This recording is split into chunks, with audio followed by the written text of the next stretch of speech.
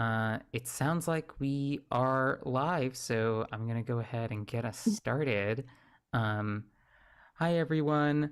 My name's Joan Zahra Dark. I am your host for today's event. I'm so excited to be welcoming you all to our Fantasy Comics Roundtable. Thank you so much, everybody that is joining us live, whether you're in the Zoom room or by YouTube, or if you're checking out the VOD after the fact.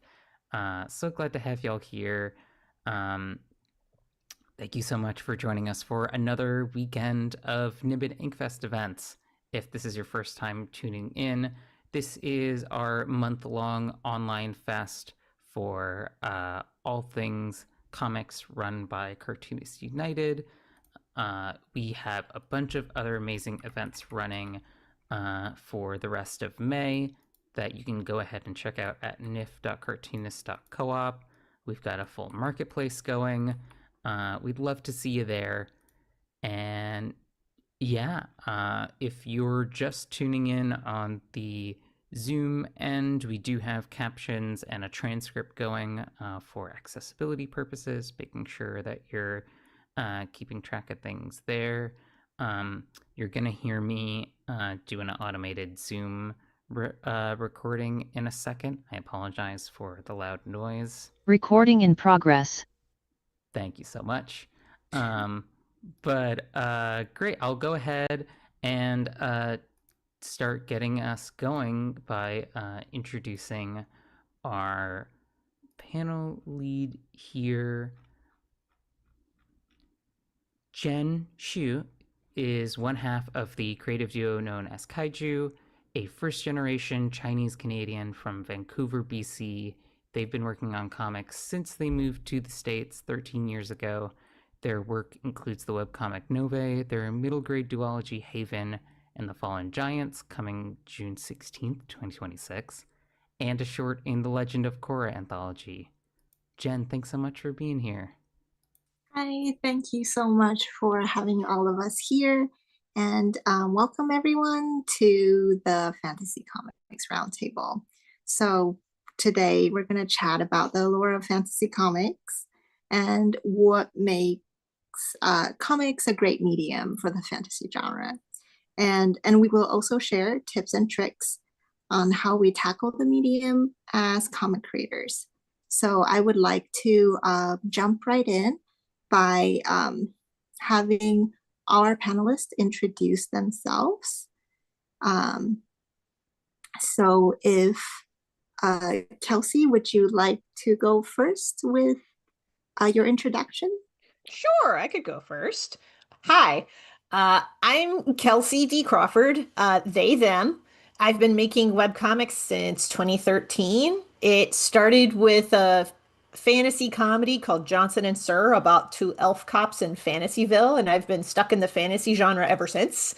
My latest webcomic is The Legend of Jamie Roberts, which is about pirates and dragons, and all of that good stuff.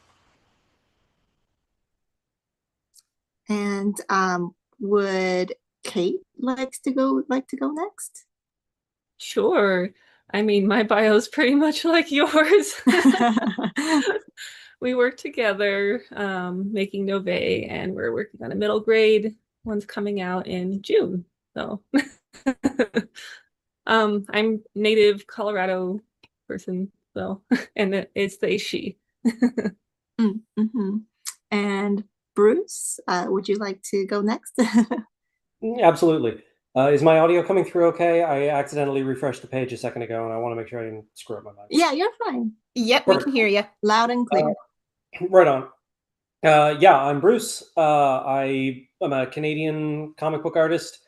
I've been self-publishing my own books since 2014, and working on assorted smaller webcomic projects before that, dating back to high school. Been at it a while. Mostly I do comics in the science fiction, science fantasy realm. And that's all there is to it, really. Cool. Yeah, and we have another panelist, Bones. He's having trouble with his internet right now, so he might be joining us later. Like fingers crossed that internet works out. But let's dive right in with our first question. So, what is everyone's first foray into fantasy or fantasy comics? Because I understand that, like, maybe for a lot of us, fantasy comics is not what got us into fantasy first. So, anything goes, like, whether it's like novels or TV shows, I would just love to know. So, yeah, I think maybe Kelsey can go again. We can just go down that order. Sure. My first exposure to fantasy was so my father played a lot of Dungeons and Dragons, and I was first introduced to the game when I was like 13 years old, 12 or 13. Before that, my mom was a huge Trekkie, but she Mhm. also had a lot of fantasy and sci-fi books on the shelves. So my first introduction was actually a novel series called The Belgariad by David Eddings. I don't know if that's ringing a bell with anybody, but that was my first exposure to fantasy as a genre in terms of like literature. My first fantasy comic was I worked as a high school, I was like a library aide at my public library, and I came across Bone by Jeff Smith. And Mhm. that was my first exposure to like fantasy comics was that comic series. Fell in love with it. Have not escaped the rabbit hole since. Mhm. And we actually have Bone in our slide because Bruce sent me that series as well. Nice. Yeah. Oh gosh. Okay. It's kind of way back. Buried. I just Buried. saw Yeah. The Adventures of Buckaroo Banzai. Yeah. We're gonna have to talk about that at some point. Yes. Mhm. Um, and I guess we can go back to Kate uh, Yes. for your influences. Yes. Let me go through the slides again. I wish they were On the named. number, it should Yeah, let me see. It's like 6? No. Oh, there we go. Okay. So I think probably, I mean, I always fantasy's just been a huge part of my life, but I think like as a visual medium, like this book was a really huge influence on me. The bestiary book is kind of just about like it's an alphabet book, but it has like different beasts from around the world, and I loved the illustrations, and I loved learning about the different mythology and everything surrounding them. Like I was a huge like zoo books person, so I really love all that kind of detail about fantasy animals and things like that. And then in high school, I got into anime, and my first was Slayers, which was really, really huge influence on me. And also this really obscure anime called Shamanic Princess. It just had the coolest visuals and music, and it just influenced me in so many ways. Um, and the manga Please Save My Earth, which is it's technically sci-fi, but it has a lot of fantasy elements to it, I feel. So yeah. Mhm. And would Bruce like to follow up next? Sure, Hi. yeah. If we're going all the way back to childhood, my Mhm. dad read a lot of books to my brothers and I. The one that stuck with me is Lord of the Rings. Uh, Uh, mhm. yeah, Lord of the Rings and The Hobbit came in at a pretty early age. The Secret of Nim as well was a big early influence. And yeah, as you said, the one that got me into fantasy comics was Bone, which I think is a pretty common experience like Kelsey said, and it happened to me too. You're just a kid wandering around reading Archie comics or whatever, and then somebody in your extended family gives you a copy of Bone, and that's the end of you. So yeah, it was tough to pin down just a few things. I also read a lot of Adventures of Sonic the Hedgehog when I was a kid. That was a big early fantasy comic for me. Yep. Same. And yeah, God, yeah. What else? What else did I put there? The Adventures of Buckaroo Banzai was a huge influence. I saw that in my late teens, and it kind of rewired my brain. The idea of making a movie based on a media property that doesn't exist really stuck with me. That is what I do. It's sort of in reverse. My comics are based on a TV series that didn't exist. And I've also added Usagi Yojimbo to the list. Excellent comic. Very foundational to, I guess, what I consider good art. Yeah, yeah. That's if I have too much time to talk about my influences, I'll be here all day. So I'll leave it at that. No, it's like, honestly, all these are so amazing, and I actually wanted to know what is the one before, like the Banzai. Like, I've never seen that one. Oh my God, The Adventures of Buckaroo Banzai. Okay, yeah. I'm sorry. Bruce and I could probably talk about this for hours.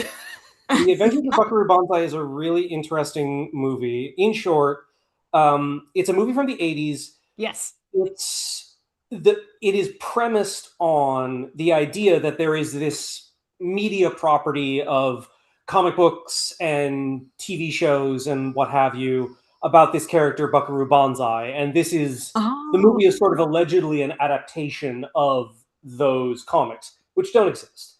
Yeah. And so the main character, Buckaroo Banzai, played by Peter Weller of RoboCop fame, he is a neurosurgeon, rock star, samurai, and theoretical physicist. Yes. Amazing. His gang of scientists who are also his rock band fall afoul of lectroids from the 8th dimension. It's really very special. If you haven't seen it, it's really difficult to sell, but there's nothing else quite like it. It's really very special. Oh my gosh, yeah. I introduced it to a friend of mine saying, you have to watch this. And I didn't give him any context going into it. I just made him go in blind. And he was like, this was the wildest experience that I have had going into a movie. This is fantastic. It's a lot. It also has a really to see this now. I know, I'm old. Oh my gosh. Really it's beautiful cast of 80s character actors: Peter Weller, Jeff Goldblum, Christopher Lloyd, Clancy Brown, Ellen Barkin is in it. John Lithgow plays the villain. It's really there. It's got a lot. It's got a lot going for it. John Lithgow is the most extra villain of any extra villain in any 80s movie, I think. It's very special and important. I think. Yes. It's so good. It's so good. Now we have to check it out. I'm gonna add it to our watch list. It's growing. Yeah. It is very sci-fi, but there are still fantasy elements in there because it's like, how can you possibly watch this like alien recording with bubble wrap around your eyes? Okay. Yeah. Well, that's the thing with fantasy. I think fantasy kind of goes hand in hand with sci-fi. In a way, so when something is like, oh, it's sci-fi, but like I also think like like for sure fantasy it's in there too. 100%. So I guess I can go next if we can go back. I'm so sorry. You're good. my slides are just all over the place. So let's see. Okay, we're Slayers. There we go. So I actually, so when I grew up in China, a lot of the fantasy things that I was exposed to are based on Chinese Taoist mythology and stuff. And so I grew up watching animation made in the 80s by China, the Chinese studios.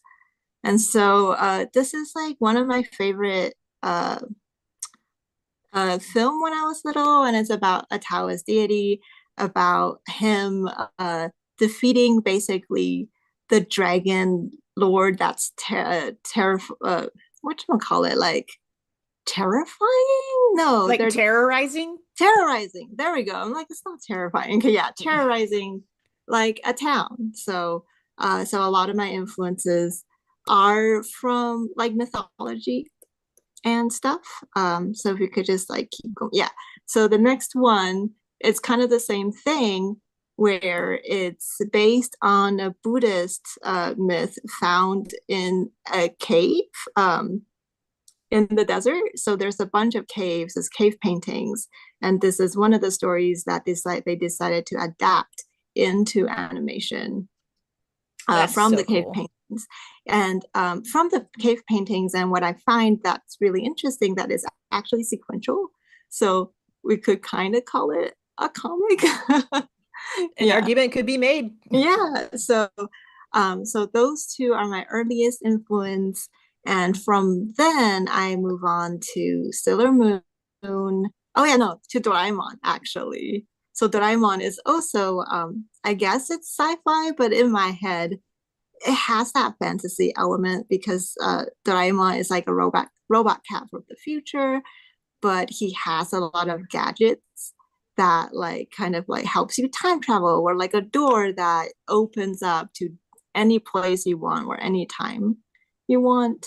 And like my favorite things that always have to do with like food is kind of like, oh, if you want like food, you can flip to a magazine, like a food magazine, and you can start tasting uh, the food that you see in the magazine. Like if you see a picture of pasta, you start to taste pasta and stuff. And so when I was little, I thought that was amazing. So it's one of my favorite comic or manga ever. And then we move on to Sailor Moon, and the rest is history because I think everyone everyone knows Sailor Moon. And from then on, we have things like Hoshinenji, and I don't know if anyone remembers this series, but it's also based off of like Taoist myth. So I think like Chinese mythology is a huge influence on me getting into fantasy. So I didn't really have the chance to read Lord of the Rings and stuff like that when I was little, when I was younger, because I didn't speak English and I could not read those books until like way later. So these are my major influences. What comes after this one? This one slide. I don't remember anymore. Oh yeah, and then we move on to like the 90s, and it's Escaflowne. And I'm just like, everyone needs to go see this show.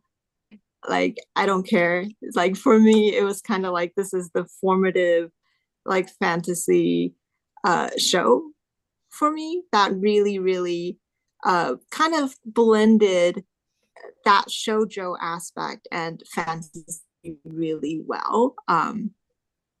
And yeah, like, and I'm still kind of looking for another show that have the same vibe, but like this one is definitely a gem.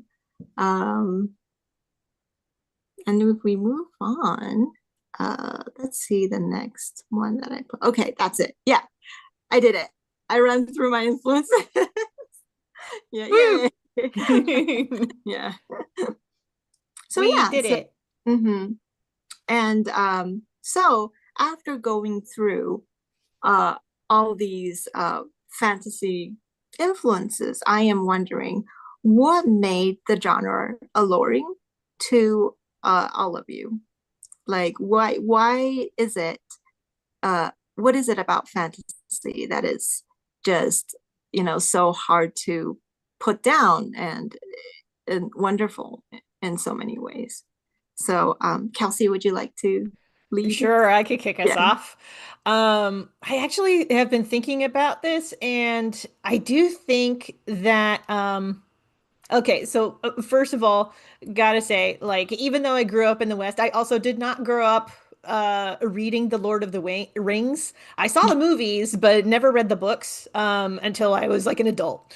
Mhm. So, no, my fantasy experience was mostly with like D&D and the stuff that I mentioned earlier, as well as there was this book series called Dealing with Dragons, and I'm trying to remember Mhm, who wrote the mhm, books, but yeah, it's a whole series about this princess who's like, I don't want to be a princess anymore. I'm gonna move in and have a dragon be my roommate, and it's a whole thing. It's fantastic and it's lovely up to a point. But what resonates about fantasy for me, and I've been thinking about this and thinking about this, and it was actually put better into words by Brennan Lee Mulligan, because I feel like he and I both like fantasy for a lot of the same reasons. And the way that he articulated it, and I'm like, ah, somebody put it into words finally, was that fantasy is able to capture real emotions and real experiences in a way that like realistic depictions cannot. Like, I mean, I'm not knocking against people who make like autobio comics or anything like that. Like, go with God, make those comics. That's fantastic, and I'm glad that you can do that. But there is something to like whenever you're putting something down on paper and you're trying to make an experience or capture an experience so that as many people as possible can like understand that feeling of it. The paradox is that fantasy helps with almost like universalizing an experience that you're trying to put into a story. So like I made a comic called Thoughtful Dinosaur about a dinosaur who graduates from college and everything that happens after college. And part of the reason I did that was because I wanted to put down my feelings about what it was like being a post-college graduate mhm, in the year after I graduated. But I didn't want to make it autobiographical because I know what my own feelings were, and I wanted to have a character that was like, I don't want to say more put together than me, but was definitely like, I know what I want and I know how to get there. mhm, mhm, And like I'm willing to explore these other avenues in ways that most other people would not be eager to explore them. And I wanted to get that on paper, and that's what Thoughtful Dinosaur is to me. Um, mhm, but the funny thing is that the more people that I shared that comic with, the more that people were like, "Oh my God, this was so me after I graduated college."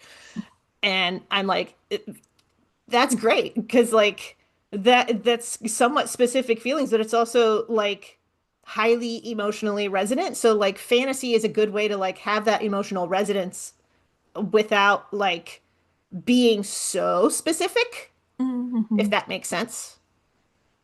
Yeah, absolutely. I kind of feel like the same way, like having that few degrees of removal, I guess, from something that is like autobiographical, kind of makes it in a way like it amplifies symbols, it amplifies like even traits kind of thing, and it makes it into something I feel like incredibly relatable in a way. Yeah, so absolutely. Yeah. Yeah. Hmm. Yeah, you get it. And would Kate like to go next? Sure. Um, so the question was, what's alluring? Yes, like Okay. what is it about fantasy that's so alluring to you that you want to create comics, or you want to create stories in this genre? Well, I always really liked nature and science, and I think fantasy is a way to kind of like um I don't know, kind of really focus on those things while making it kind of like even more magical and fantastical. Mm-hmm. Because I mean, nature and science is magical and fantastical to begin with, but I think I really love delving into those little details about fantasy, and like I love that fantasy goes into them so explicitly. Like you wouldn't necessarily get that with a literary novel, or just a unless you're watching a documentary or something, you don't really get that level of detail about something. Oh, Mm-hmm. Yeah, like I just really love delving into that. Yeah. Just thinking about like Witch Hat Atelier, for example, Oh with the yeah. little like fuzzy, like I can't remember what it's called, but it's this little fuzzy guy. Yeah, the brush buddy. Yes. Yes. Yes. Thinking about that and just the brush buddy and just being fascinated by those. And it's like, oh my God, I could read a comic about this little guy all day. I get you totally, because I also like that aspect of fantasy where you can really like delve into something that doesn't necessarily like exist in our real world, right? And you can kind of get into the little nitty-gritties, and it makes it really feel like it's a world with like wonder, and not that like our world doesn't have wonder. It's just like you're exploring a completely different realm, that kind of, yeah. So like I have an example like from Dungeon Meshi where the little what were they? Were they like little mimics, or they were like little There were like insects that look like coins, right? Yeah, that was just so cool. I love little details like that. Yes. And would Bruce like to go next? Yeah, I think the allure for me, I mean, to echo what Kelsey said a bit, I do agree that there is this appeal in being able to access this heightened emotionality, this sense of idealism or heightened reality that doesn't necessarily exist in something that's a little more down to earth. I do also think that that layer of abstraction gives you room to force yourself to be more honest almost. It's I'm not 100% sure how to explain it, but in in trying to create a broader reality, a more fantastical, more idealized, more heightened reality, you have to drill down to a kind of purer sense of the feeling you're trying to express. It's more beneficial to sand away some of the reality in favor of something that speaks really to the core of what's going on, what you're trying to express. I read a lot of Discworld novels, which I should have included in my inspirations as well, because I have a bunch of those on my shelf. Those are fantasy stories that really grapple with the idea of its characters as these archetypes, as these representatives and stand-ins for something greater, for something deeper or more core to the human experience. And I find working with that kind of clay really, really interesting. The idea of trying to access something more true to the experience of feeling, I guess. Because when you feel stuff, you don't really feel things in a realistic way. You feel things in that heightened way. To like the main character of your own story, everything is monumental. Everything is big, and even if you sort of moderate that as you grow older, which we all do, fantasy sort of lets you tap into those deeper veins of emotional ore, and I think that's really interesting about it. I Yeah. think that's something that keeps me coming back to that well. Mm-hmm. Ooh, could I build on that a little bit? Yeah, of course. Because I saw in the slides, and I wanted to mention this because Bruce and I were also inspired by the Jack and Daxter video game series, Oh yeah. Mm-hmm. which was in a slideshow in one of the slides. And Mm-hmm. I was thinking about it this morning. I was like, why is it that Jack 2 slaps where Grand Theft Auto does not? Because it's yeah, everybody was making the joke at the time that Jack 2 is just aping after Grand Theft Auto because Grand Theft Auto was like, it was the game to play if you wanted to do like explore the sandbox, beat up the cops, all of that stuff, which that's fine up to a point, but then you kind of reach like a limit in Grand Theft Auto where that stops being fun and you're like, I mean, I can only blow up this car so many times. But the emotional resonance of why Jack 2 still hits so hard is because yes, there's still some elements that it aped from like Grand Theft Auto in the fact that you can like hijack a car, you can shoot the cops and all of that. But the central conceit of Jack 2 is, and am I allowed to swear or not? Yeah, I mean, I think so. I go. Okay. Yeah, is that okay? Okay. Okay, I just saw the moderator said yeah. Okay, Yeah. because the central conceit of Jack 2 is fuck the police. Yeah. And the reason they say fuck the police is because you see in the first 5 minutes that they take our central main character, hijack him, throw him in prison, and experiment on him for like 2 years before he's released by his little Otzel friend. That's the orange character Daxter, who's right there in that screenshot. And it's Daxter who helps him escape. And it's like, yeah, no, fuck the police. Yeah. And that entire game just paints this world of like why you should say that in a way that like there's some emotional distance there because it's like this is a world with elves and part otter, part weasel creatures and all these other like fantastical things that are going on. And also the guns are not realistic at all. But like there is something like really resonant to the idea of no, fuck fascists.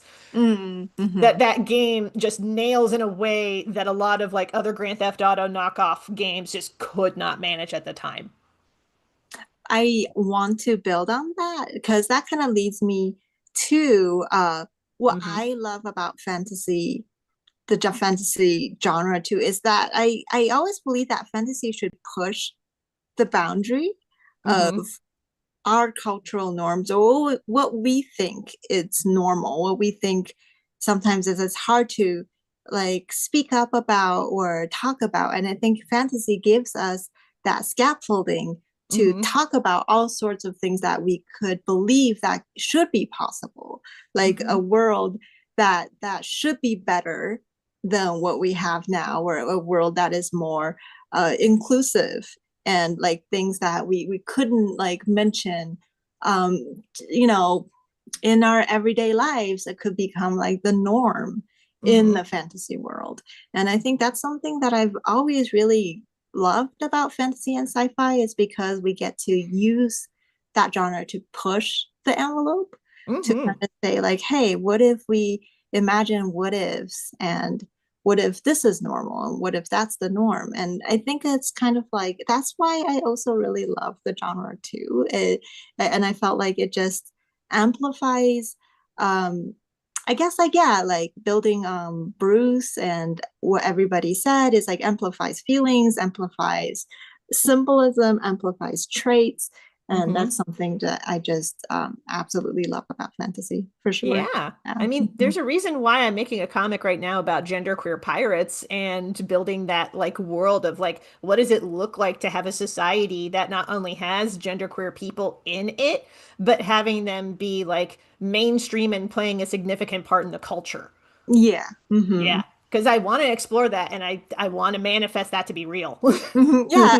And I think fantasy kind of gives you, like the genre gives you all this room to explore, like anything you want to explore. And I think that's great. Yeah.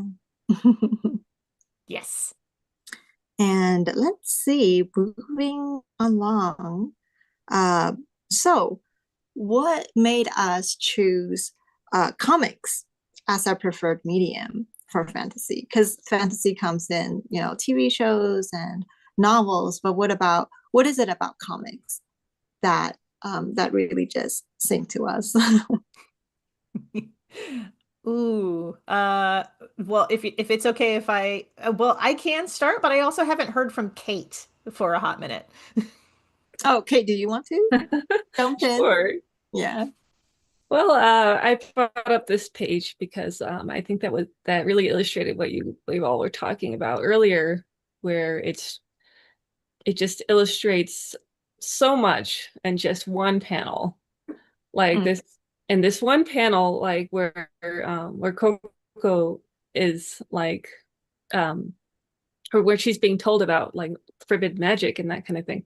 There's so much going on there. Like there's the lore of like the broad caps like in the back, and there's also this emotion, this like really dark emotion that is present in the panel as well.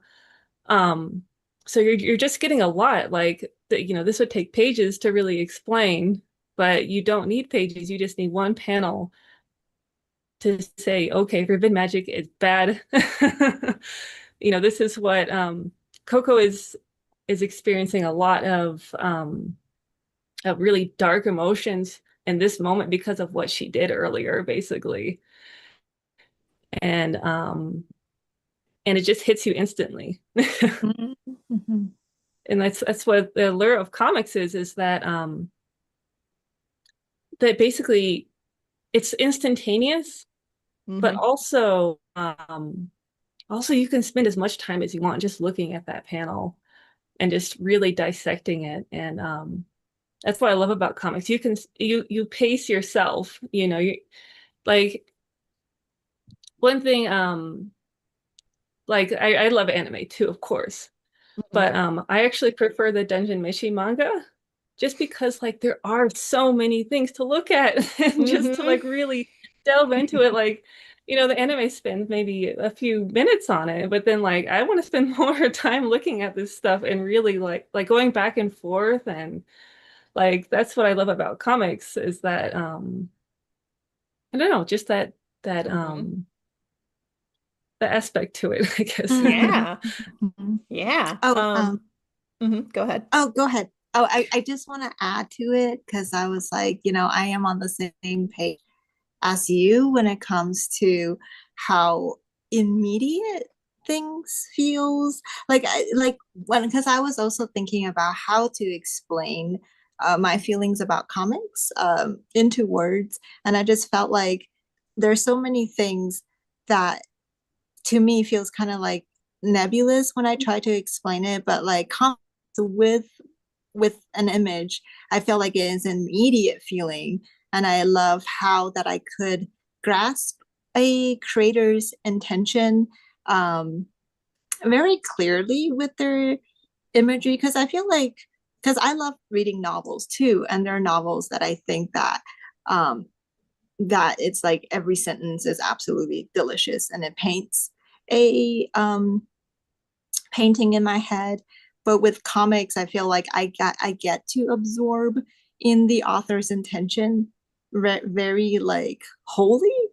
Is that a word? Holy? Yeah. Yeah, it's a word. It's a concept. Okay. But and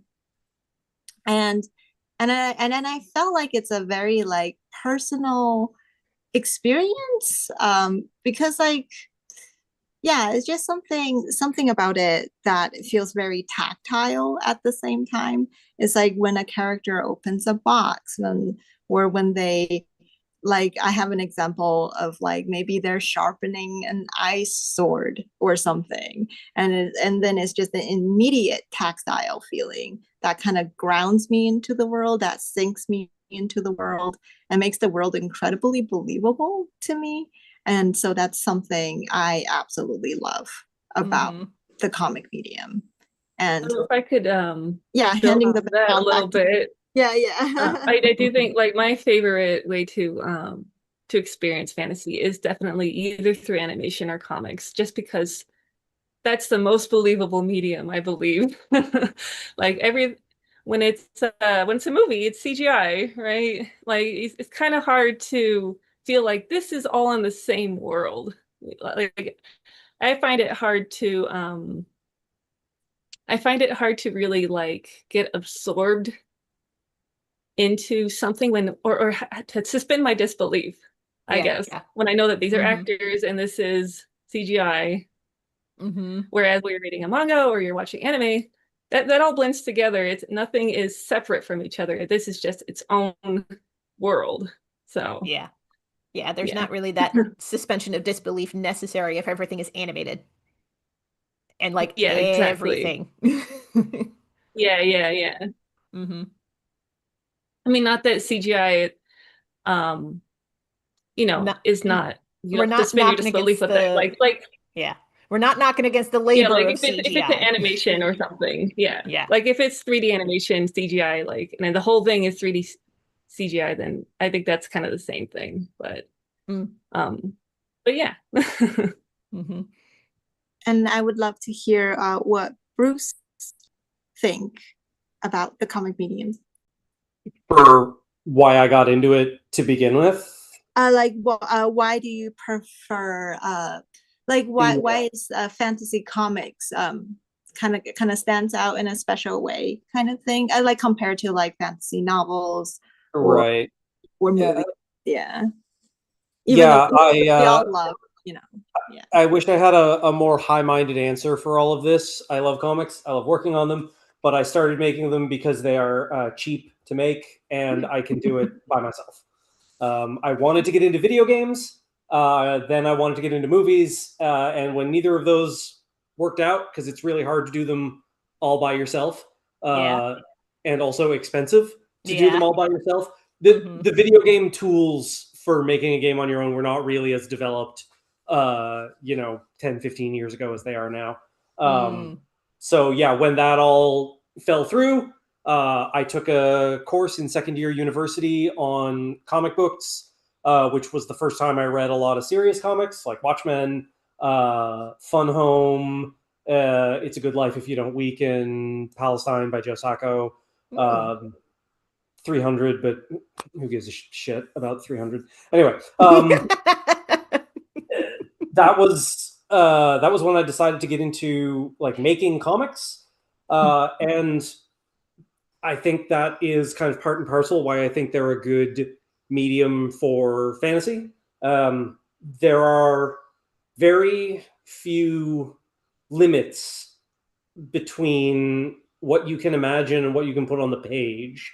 Mhm. If you're working on a movie or a video game or what have you, you need to create the assets and animate them. You need to rig them. You need to put them in the right places, right code, do all of this work. If you want to put the same thing on a comic page, you have to work hard and draw it. Mhm. The that is that's the sum total of what you have to do, and the barrier to making that is your own skill, and your own skill is a thing you can always improve. You can always Mhm. sit down and work the problem until it looks the way you want it to look.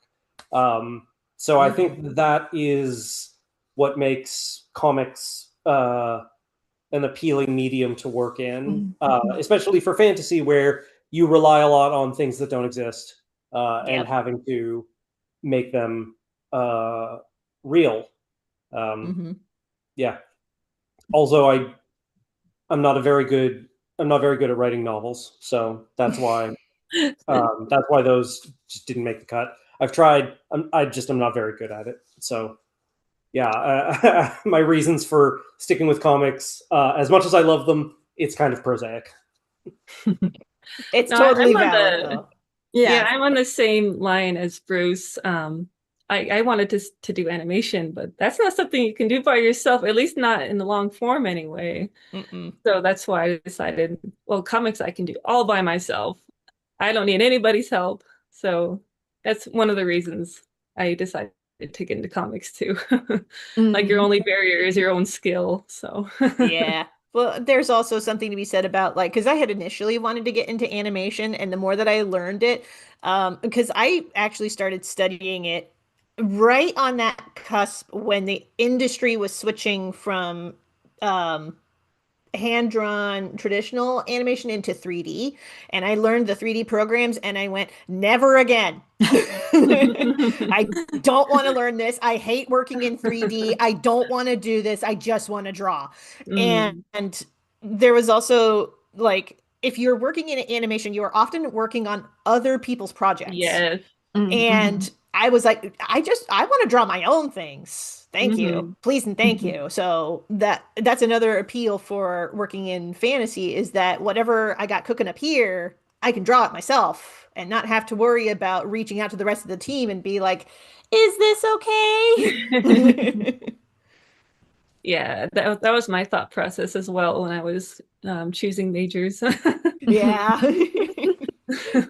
Yeah, there is something valid to like, no, I am in control of the process. Yeah. Oh, I just want to add, and I just like really love the visual medium. It's just something that kind of like,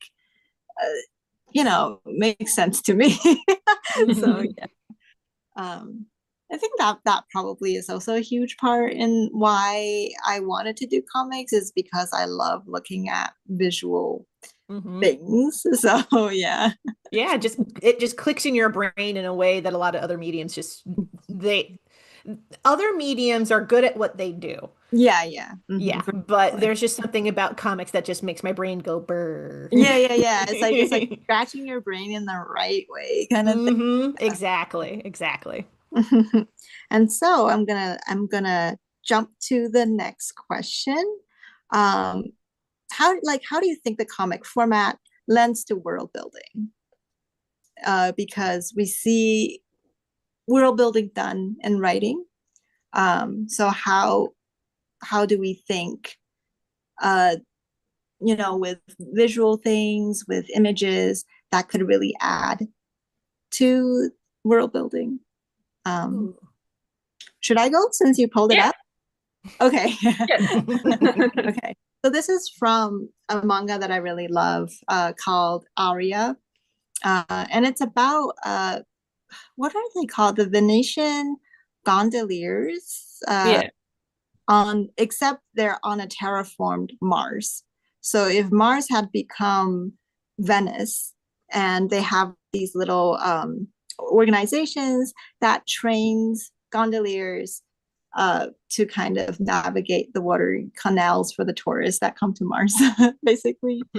And so this is one of the scenes in there where they kind of have like this abandoned train, and they managed to restore the power, and it was like night sakura. So it took me so long to describe all that badly. But I kind of feel like, oh, you can see immediately with one image, and it just hits you emotionally in the right way. Like sometimes I honestly see comics and pages, and I'm just like, oh, these are like, it just connects without me trying really hard to interpret the text. And I think that's something about world building. I feel like comic for me really works, because I know as writers, we're always thinking like, when should we insert certain world building aspect? When does it become like a info dump, right? Which is something that a lot of writers like to probably want to avoid when it comes to world building. But I kind of feel like comic is a visual medium that can blend in aspects of the world building pretty seamlessly into what the character is doing and their actions. So I think that's why I like the medium when it comes to world building. And I also like the little moments to moments things that kind of ground you into a world. Like the little bug taking flight, or opening up a chest, or cooking a type of special fruit. So it's those kind of things that I think comic does really well in my eye, I guess, in my opinion. But I would love to hear what everybody else thinks. If anyone want to jump in. I mean, basically, yeah. Yeah. I don't have much to add to it. Not really. I do like that comics is a lot more like, I don't want to say it's in your face about it, but it is a lot more like it's right there on the page. And like I'm not knocking against novelists because when it comes to like books, there is something to like reading between the lines, but I'm also just thinking about the stand-up comedian who gave a bit where he was like, "Oh yeah, I read the books, but I'm not that smart about it." Like, and he just basically gave like a beat for beat plot summary of The Sun Also Rises by Ernest Hemingway, and he's like, "Yeah, I just thought it was neat." And I was like, "Oh, why is this guy hanging out with this girl who's like having sex with all of his friends, and then they like go to a bull run or something?"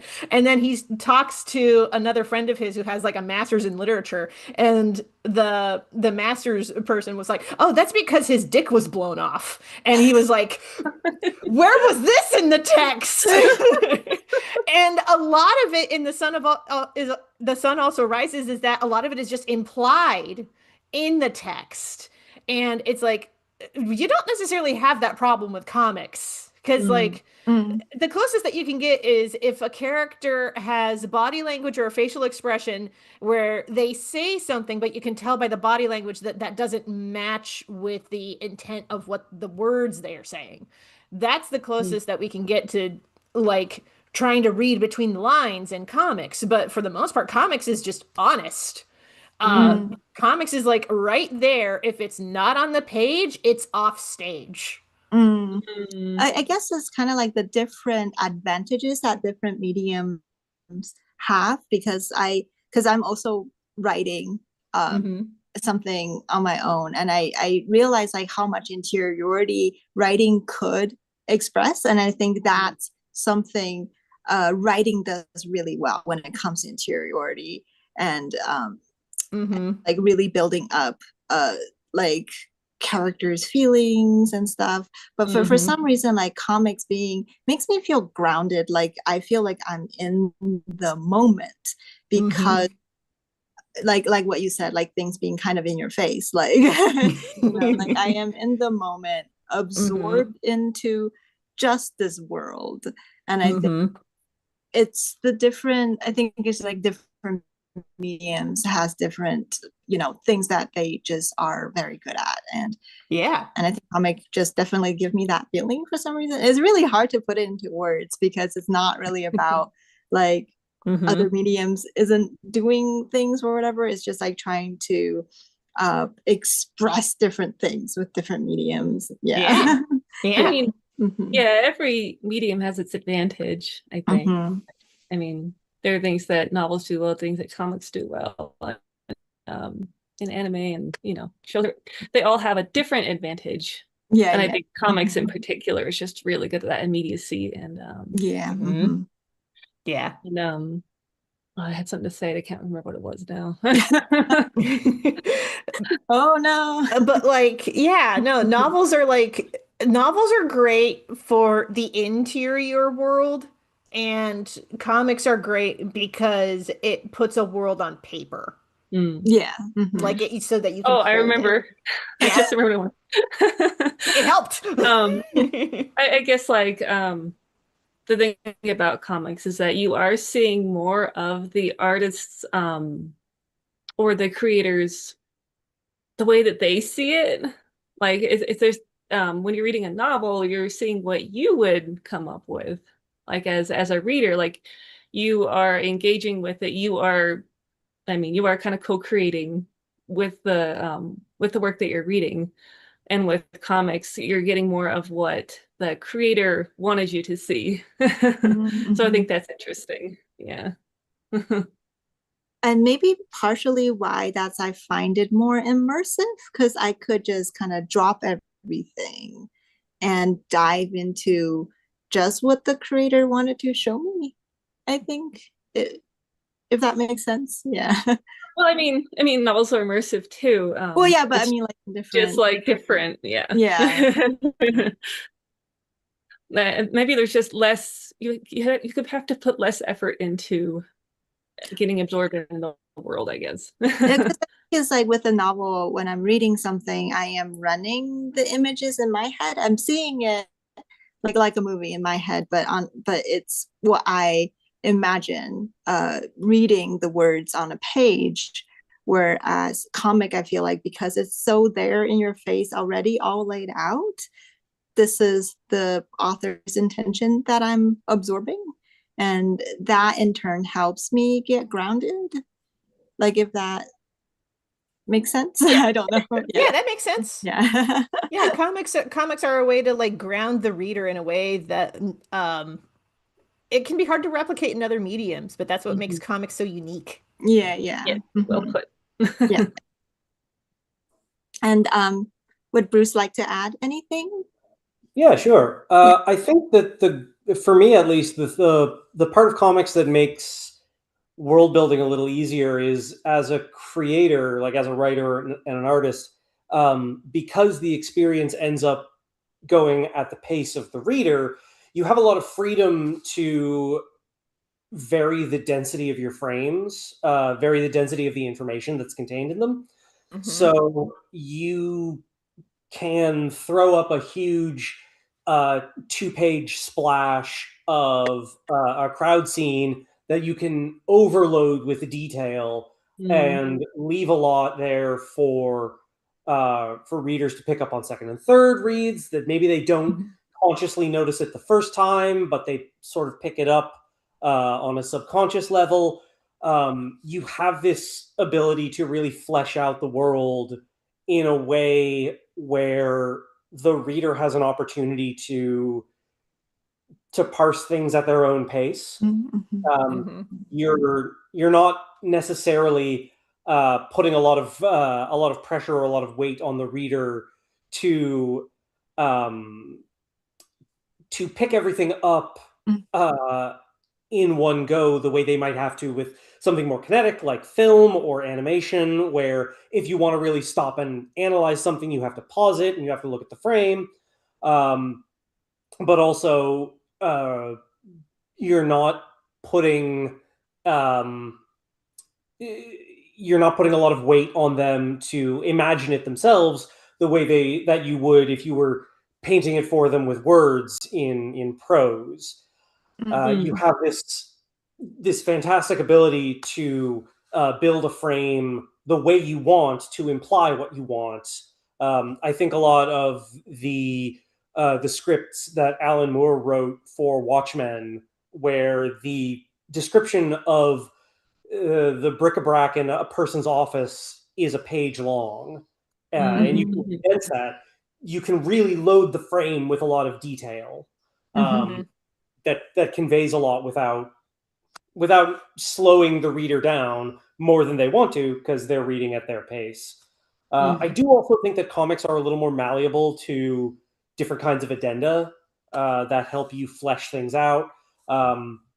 Lots of comics will have appendices, or forecoma are very popular in manga. Ways to explore brief character interactions or elements of the story that might not fit in the main narrative or be necessarily available to be worked into the story that way. That kind of world building exists. You think of post credits or mid credits scenes in movies, or appendices, epilogues, and prologues in books. I have Dune on my shelf, which has 6 appendices, each longer than the last. But comics really, there's something about it that the immediacy that you guys have talked about probably that I think makes it a little more flexible when you want to illustrate an aspect of the world in a concise way. Mm-hmm. And I would also love to add to that I kind of like that in comics, world building does just kind of fade into the background a little bit in a way that I feel like with a novel you have to read like what you said, that you have to read the prose and it's there, that it's occupying your entire attention when you kind of go through the each descriptions. But with comic, it just like there's a layering effect happening. Like part of the world building goes into the background while the plot or the narrative continues, and it just feels like seamless in a way, I guess, to me. Yes. Let me so let me let the kitty into the room. The cat has a lot of thoughts. We need to hear their thoughts. Yes. Milo. Oh, honeys. Yeah. Very So, yeah, opinionated, that cat. Yeah. Moving on. So as creators, what are some of the aspects that you kind of find challenging in the comic medium when you're making a fantasy comic or a sci-fi comic? You know, like any speculative stories. I can start to kind of kick off the conversation. Yeah. So basically we're working on our middle grade, and one thing that I found out is like little details. Sometimes like it's hard to keep things consistent. Because I would have a character with a jetpack, and so I introduced the idea, well, like we use jetpacks in this world, and now everywhere she goes, she has to carry this jetpack. Where like if she needs to fly anywhere, she needs to go grab that jetpack. And I was like, well, I don't know if I could deviate from the plot and the narrative right now for her to go upstairs and grab a jetpack. So I kind of find that aspect really hard to kind of to keep it consistent, so that jetpack don't just disappear and then you go like, well, what happened to it? And so at the same time, I'm just like, well, I don't want it all the time. In a panel or in a scene, we're just like, okay, we're in a fight. Hang on a second. Let me go grab my jetpack. And so, yeah, that's something I feel like with comics, it's just hard to kind of include all these little details throughout the narrative without disrupting what you have.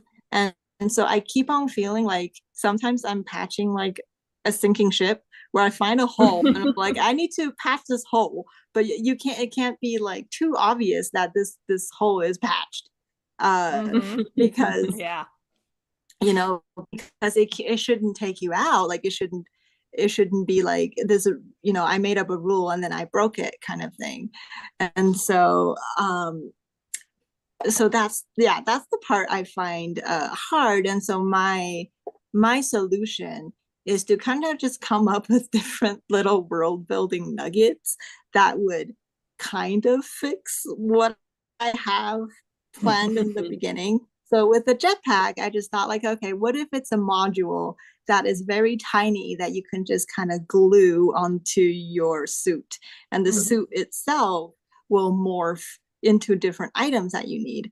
Because in games, we never wonder like, where do we keep all that crap on us? right. Like it's not like I'm carrying a huge bag, but honestly, I have at least like 10 suits of armors in there. And that like, you know, so with comic is that like continuity, it's something I think about. So now I've added a little thing that kind of adds a little bit to the world building. And I think it's kind of an interesting thing. And then you kind of introduce a new concept, like there is morphing materials in this world now. But I mean, that's something I kind of play with when it comes to solving world building continuity problems in comic. Yeah. Yeah. Yeah, I feel that as somebody who partway into telling my webcomic The Legend of Jamie Roberts, the main characters get new items, including like the archer gets another quiver of arrows, Jamie Roberts gets another sword, and it's like, oh no, I have to keep track of where these items are going to be on their person at all times. So keeping track of like the little details like that and being like, well, how is it going to appear on their person when they are wearing a cape? And needing to figure out the logistics of just the costume details. I'll keep in mind all the things. Yep. And my workaround for that has been I have a special little folder where I keep my files for all my comic projects. In the Jamie Roberts folder, there's a dedicated little folder that I call my animation packet, where I treat it like like I'm putting together an animation pitch, which means character sheets and turnarounds. That's smart. And so I have a separate character sheet for every character being like, okay, this is what they look like, this is their color scheme, this is their particular costume details, and here is how to draw it, and here is what this looks like at this angle, and all of that stuff. That's really smart. Yeah. So I just keep that in a folder and I refer back to it when working on this comic because it's saved my butt so many times. We should just all have infinity pockets. Yes. Just introduce that into the world and just be like, everything fits in there. Like Wile E. Coyote. But yeah. Does Kate want to add anything? Sure. Let me see. What did I write down? Oh, one problem I have is going into too many rabbit holes. Like, especially if it's a secondary world, it's like everything could be different. So, but that takes a lot of energy when it comes to drawing. Or just coming up with stuff. So like we're working on our second book for our middle grade, and it takes place in like a cloud city. And they do have trees. So I'm like, okay, they can build their buildings out of trees, but also there are these giants made out of stone and like wood and like different other materials, and they're kind of like they crashed into this city every once in a while, or you know, they kind of like the materials of these giants get dispersed throughout this city. I'm like, why don't they use that for building? That would be cool. But then I have to like think, wait, what does that look like? And then I have to keep that consistent too. But I'll be coming up with this stuff as I'm doing the backgrounds. And I'm like, wait, I didn't do that a few pages ago. So I have to go back and change those pages. But like I just keep going into those kind of rabbit holes, which is kind of endless. And I have to go like be at one point like, okay, maybe it's just normal. Maybe not everything has to be weird. So yeah, I think that's my biggest problem.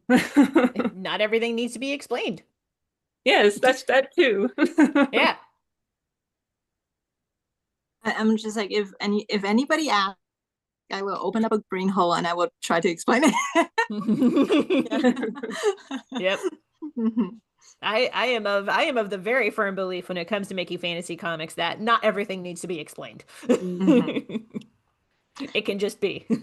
No, yeah, I agree, because I feel like that's part of the charm too. And does Bruce want to add anything? Yeah. Yeah. The biggest problem is definitely making my characters shut up. They talk too fucking much.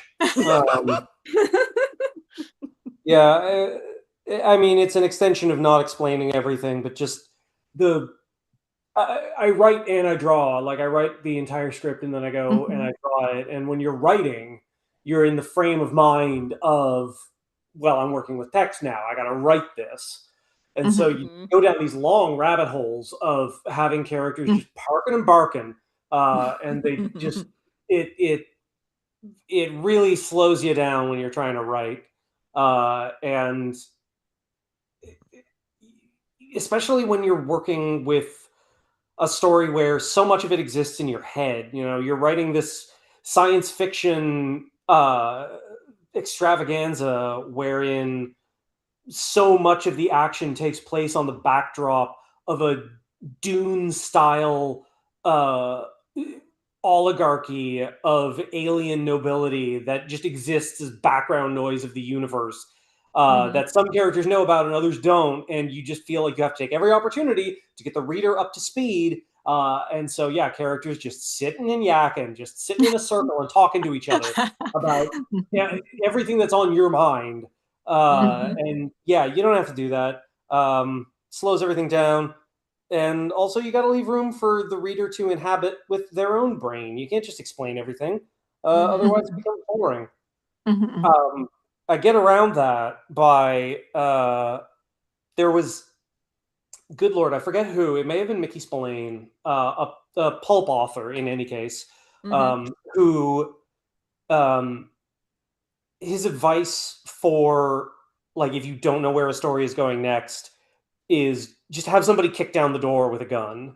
Like, have a guy with a gun burst through the door. I recommend reading, because a lot of pulp authors would record their process, and I recommend reading some of how they wrote, because these were people who wrote, like, they wrote to formula.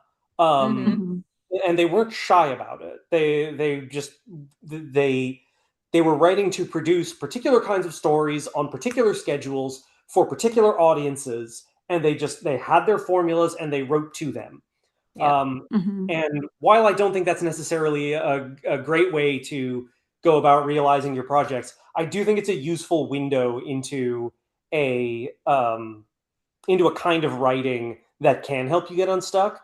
So when I find myself getting down one of those situations where I've written so much crap that is just going to slow everything down and be a pain in the ass to draw and bore the reader to tears, I figure out how much, like, what is the minimum acceptable amount of information that needs to be conveyed in the scene, and then what is the most exciting thing that can happen. Like, deliver that, and then,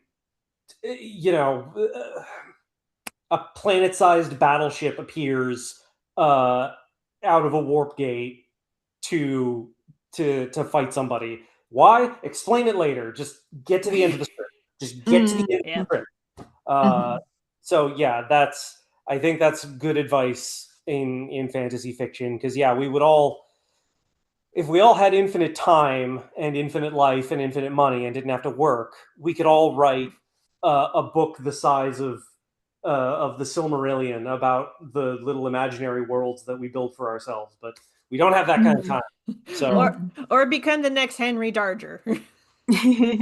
I don't know who that is. Oh man, okay. He was an outsider artist who made like 11,000 pages of this like comic novel, graphic novel thing that was this almost War of the Worlds-esque story between two warring factions of fairies. And it was all told with like magazine cutouts and collage.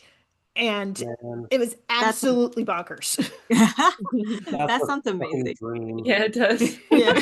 Yeah, his day job was he was a janitor and he was just making this thing in his off time. Yeah, same. I mean, I'm not a janitor, but man. So I'm gonna jump to the next question. And if you are a reader of comics, like when you read fantasy comics, what are some of the things that you look for, and what are some of the things that you feel like that could take you out? Ooh, could I start? Yeah. Yeah, because like, there was a fantasy comic that I was reading. I keep thinking about it, and yet I don't remember what it was called, but it was about this bard who rode on this bloodthirsty unicorn. in this post-apocalyptic fantasy world. And he was trying to find these magic artifacts so that he could Coda, that was it. Thank you, chat. Yeah, it's Coda. Loved the art of that. It was honestly very like because also my introduction into fantasy comics was also in college. There were these comic adaptations of Elric, uh, the original Elric stories by Michael Moorcock. Absolutely bananas series, but the comics were adapted by P. Craig Russell.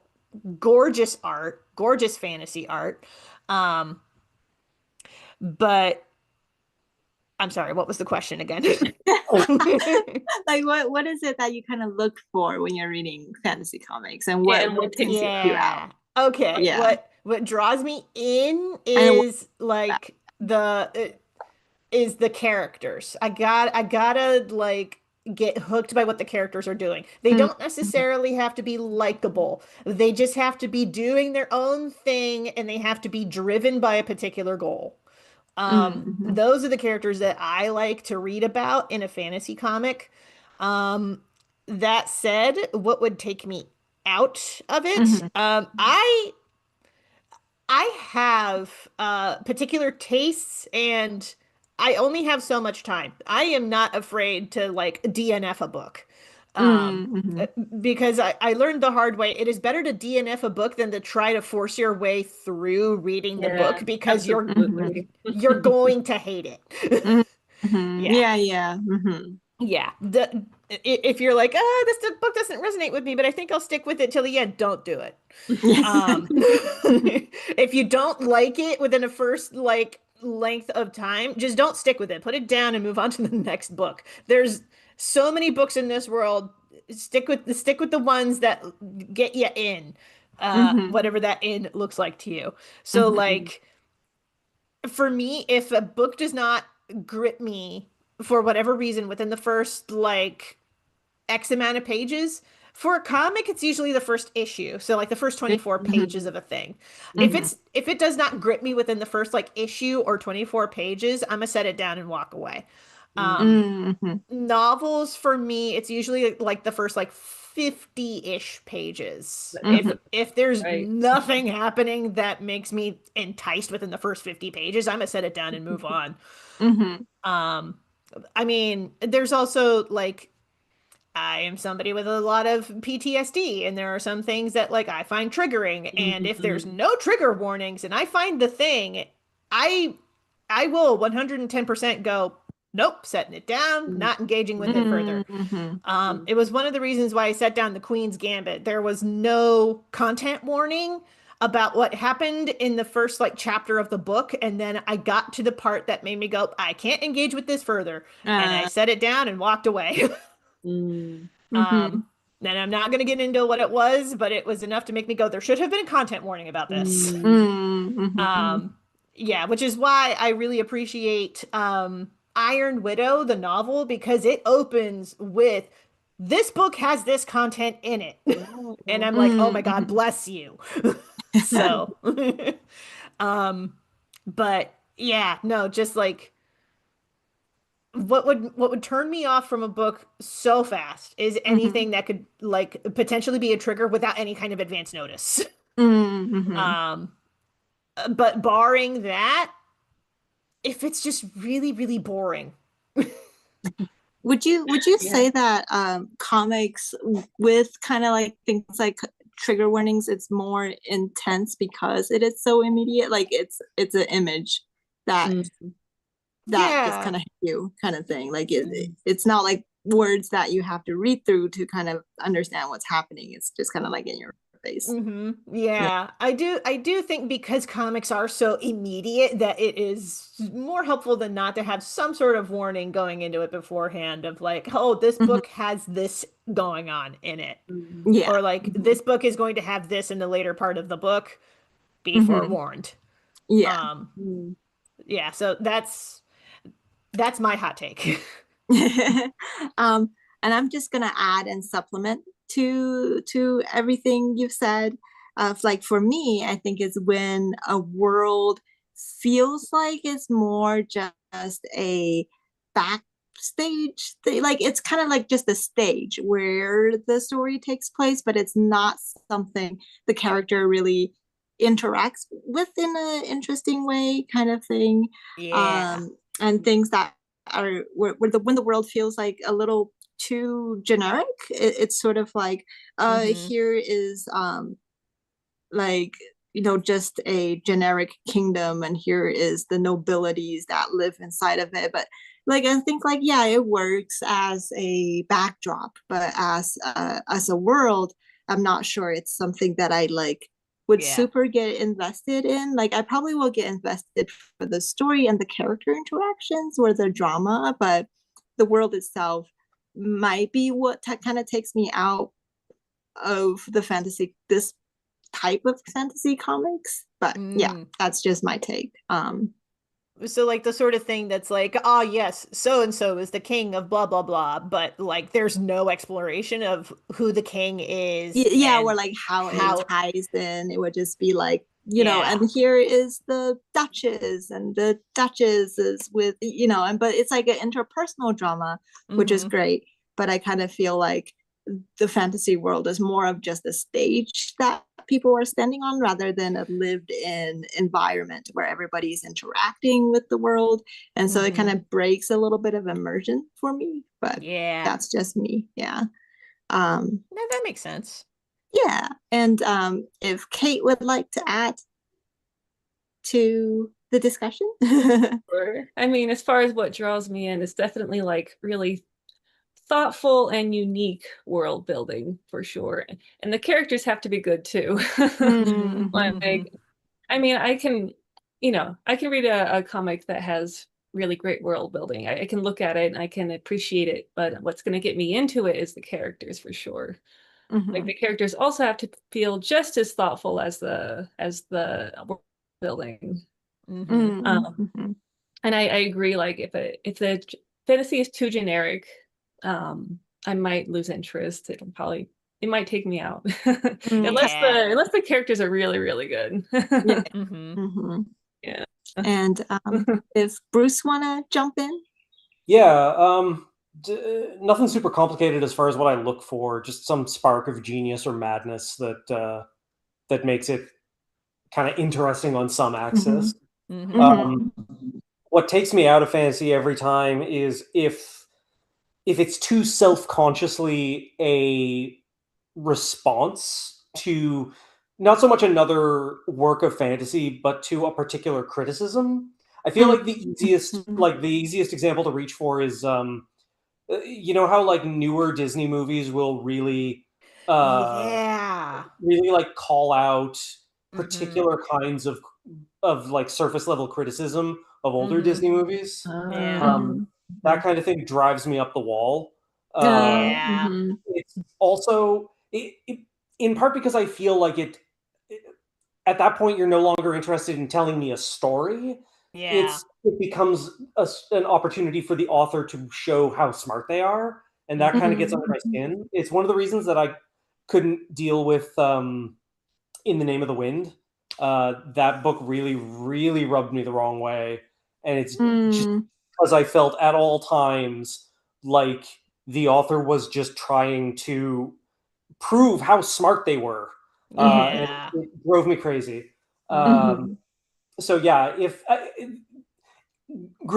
there are gradations here because all art is in conversation with all other kinds of art. There's nothing wrong with if you're a creator, using your newer art to comment on your older art. That happens. But when it's very self-consciously trying to kind of and outwit the reader, it makes my blood boil. I get you, because I kind of feel like despite that the world building is intricate, you're supposed to kind of I don't know, involve the reader into the invite them in to follow a adventure, and not necessarily like, look, like I'm gonna outwit you. Like sometimes books do that and I don't understand why. I'm like, why are you against me? Yeah. I want to be entertained. Yeah. Yeah. Mhm. It's not great. Yeah, It yeah. bothers me. Yeah. And to wrap this up, because we have, I think, about 5 minutes left, I think we should each like contribute to like maybe like a line about like what we want to look for in fantasy in the future. Ooh, more trans and genderqueer representation. Yes. Yes. Mhm. That's what I want to see. Absolutely. Absolutely. And I'm gonna I'm gonna add that. I want more sense of wonder. I want a more sense of like discovery. I want people to push the envelope even more because I feel like this is the one like speculative fiction in general is the one place that we can really just explore everything. And absolutely. So more genderqueer, more trans characters, because I want to create worlds where everybody could see themselves in. Yeah. Yes. And yes, and anybody jump in? Yeah. I definitely have a similar sentiment. I would express it as, speaking to other creators and especially to creators younger than me, because I'm very quickly reaching the point where I'll be too old to really be like a tastemaker, to be sort of up and coming. You're not too old. I didn't say I Never too was. old. I said I was Vertical. getting there. But how I would phrase it is, do not be afraid to indulge your most transgressive artistic instincts. Yes. Whatever insane thing you think is too weird or too out there, that is the thing you need to do. That's the thing you gotta chase. Especially in the worlds of fantasy and science fiction, like you gotta find that thing that that spark of madness that will really bring it to life. Totally Absolutely. agree. Yeah. Yeah, don't be afraid. Just go for it. Yes.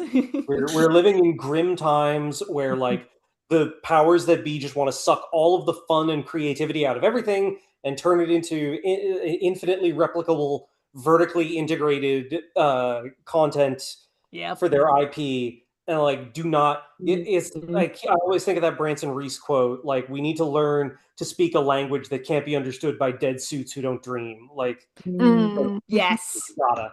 Anyway, sorry, I don't want to steamroll over Kate. No, it's great. No, it's good. Yeah.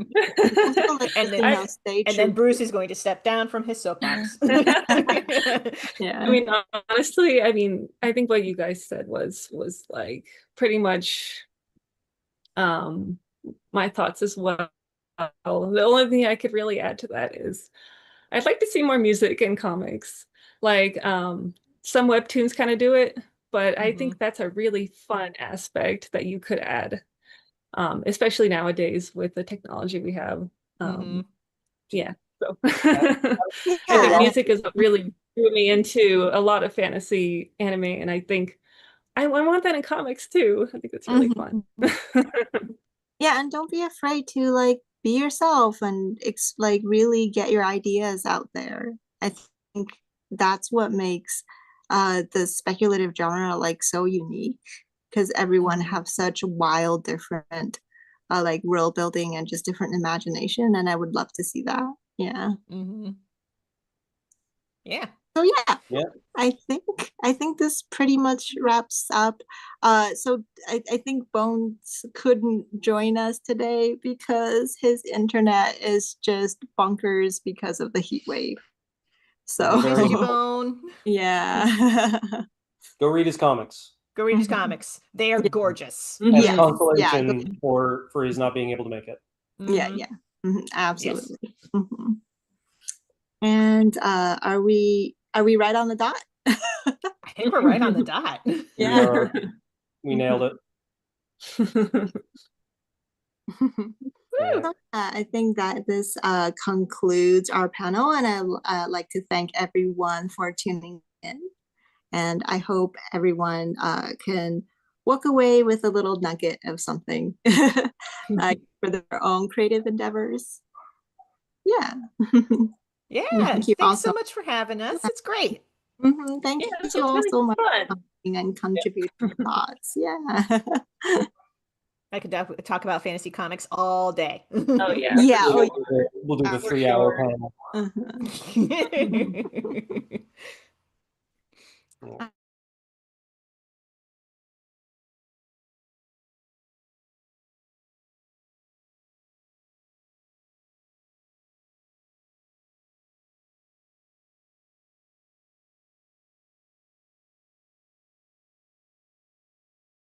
For coming out, everybody.